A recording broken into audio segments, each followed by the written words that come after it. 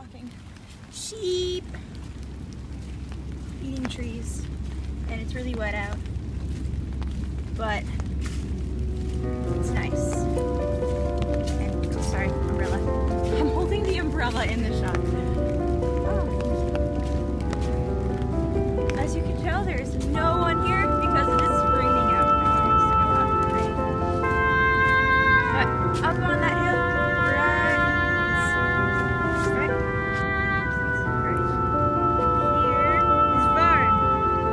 blacksmith further down that way. Alright. Where would you like to go? Down the barn. There's a little thing here. Look, people! There's actually someone out in the rain. There is! They keep holding the umbrella. Oh, they got a kid. Cute. Alright. In the barn.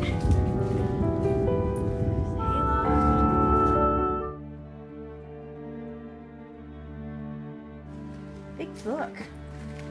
Shall we read it? We shall start from the beginning. Spring of 1836. On April 15th, we cleared and mended the fence. We sowed the grass and seed. Oh, sowed the grass seed, just kidding. April 27th, we mended the fence. April 28th, plowed for oats. May 2nd, cleared and warm. What? It was clear and warm, so we began to plow for planting. Alright, May 3rd, plowed for and planted corn. May 18th, planted potatoes and washed the sheep. You have to wash your sheep? Yep. Summer of 1836. June 16th. Is that said hoe? Hoed the potatoes and followed. I don't know what that means. I think that means they, Cleaned them? Washed them? I don't know. Organized them? July 2nd, hoed all my potatoes for the last time. Okay. July 14th, carted 6 loads of hay. Sounds good. July 16th, peeled corn and made and carted hay. Got in 5 loads of hay. July 27th, reaped on plain. Carted 64 shocks of rye. August 26th, crossed, plowed, thrashed, and hacked. Fall of 1836, October 1st, made first cheese in sight of... That's not cider. I think it is. That is cider. Cheese of cider, 25 barrels. October 11th, pulled turnips and dug potatoes. I can't read this. October 14th, dug potatoes and pulled beans. B-E-E-N-S, beans. Beans. November 9th, got out manure and finished cider business. Finishing all this cider business. A whole business. month to finish the cider. November 21st, husked the corn. Oh, no one wants to do that. November 26th. It takes favorite job ever. November 26th, carted 2 loads of corn stalks. Husked. Diary of Horace Clark, Granby, Connecticut. Not even Massachusetts. Winter of 1837. December 8th, butchered 2 hogs with 309 pounds and 295 pounds. That's a lot of hog. Yeah, it is. January 5th, butchered a beef. Weight, 470. No idea what the units are. January 9th, carried 10 bushels of rye to Haskell's Mill for family use. January 29th. That says 27. 27th, clear and very cold shredded wood from the east woods. February 24th, can't read. February 4th, thrashed corn. February 24th, myself and wife went to Strong Mathers visiting good slave. Ta-da! The This is Rebecca reporting live in from the Fitch House entrance in Old Sturbridge Village. Home life in the 1830s. Welcome to the Fitch House. This is a hands-on exhibit. Almost everything inside is modern reproduction that you can touch or use. Open drawers, sit on beds, and try on clothing. Explore the past.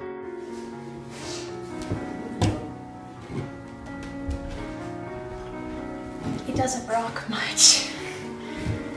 Box. Sitting room.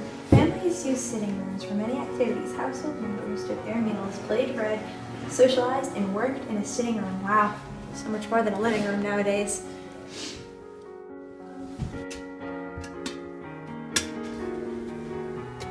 I think you got a tin cup from here one time. Like I didn't steal it. Just we're making them. I don't know what happened to it. Leisure and play. Life was not all work in the 1830s, just like today. People spent their free time in various ways. Children played in and around the house, or in the colder months, in front of the fire. I wish we could do that nowadays. Older children, now we have to stand on the fence. Older children and adults ran, played games, and told stories, and played music to entertain themselves. Before indoor plumbing, most people answered the call of nature in a privy, small building out. That's how you say it, right? Privy? Yeah. Privy. In a small building outside during the middle of the night, especially in winter. People used chamber pots and kept underneath their beds. These pots were emptied in the morning. Some families saved them in a barrel to make chamber lye for cleaning. I mean, like you said, easy. Short, but... There we go. Wunderbar. Then it ties in the back. Ta-da! No time for creepy. Yes, always. Oh, can't forget the apron.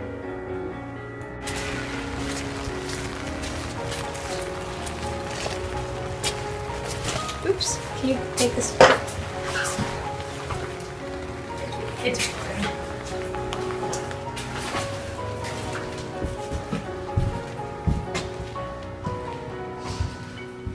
Ooh.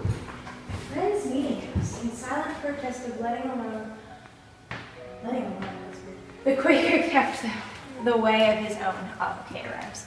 John Greenleaf Whiteear, the preacher, 1859. For over 100 years, Friends, also known as Quakers, worshipped in this meeting house. Built in 1796, this building served the Quaker community of Bolton, Massachusetts.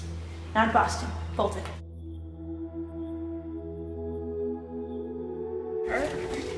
Although Friends made up only a tiny percentage of New England's population, their beliefs in nonviolence and equality of all people made them especially active in social reform movements, such as women's rights and the abolition of slavery. The following Friends are but a few thousand who toiled to advance human rights in the 19th century. Lucretia Mott. If our principles are right, why should we be cowards? That is true. Can't really see. Angelina Grin. Oh, that's my person. That's the person I'm doing.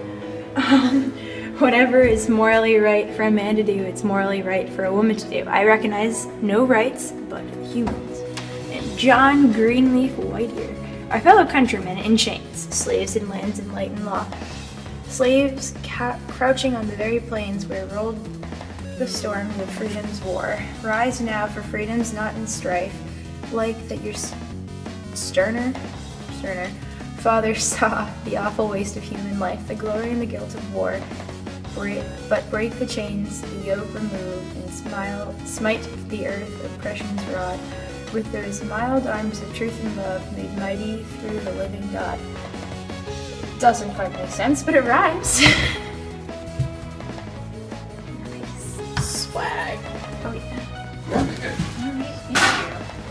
But thank you for the warning. So if you see a camera pointed at you, it's probably looking in the distance. We're fairly Yes. So what's on the shelves there are the things that we make. Mm-hmm. Make different things. What's your favorite thing to make? Once you've made any of this, it's all about the same. The neatest thing to make is the first one that you know. So if there's something that we need that we don't have a pattern for, we get an antique one out of the collections. Look at it, make a pattern from it, take measurements, and then make up copies and it works out right. That's a really good part. That's really cool. Every building starts as a sawmill.